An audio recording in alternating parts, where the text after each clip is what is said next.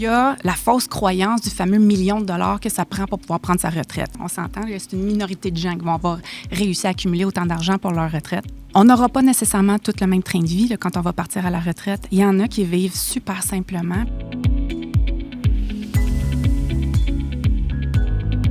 Il y a toujours la fameuse règle du pouce du 70 % de nos revenus bruts. Quand on est vraiment plus à long terme, là, avant la retraite, c'est comme une espèce de cible.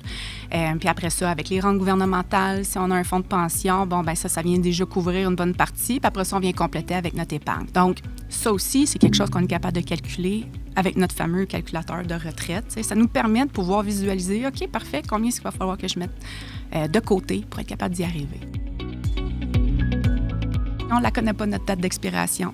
Puis notre travail, nous, en tant que conseillers, c'est justement, on préfère être un peu plus prévoyant qu'il n'y a pas assez. Si on passe au travers de notre capital, puis que là, on n'a plus assez d'argent pour être capable de couvrir nos dépenses de vie, c'est un peu le pire cas de figure qu'un conseiller voudrait avoir pour son client. Fait que c'est pour ça qu'on est là pour avoir une approche un petit peu plus conservatrice, mais qu'au moins, on le sait que nos gens sont en sécurité puis ils vont être capables d'avoir une retraite qui est décente. C'est ça qu'on veut, nous autres, au fond.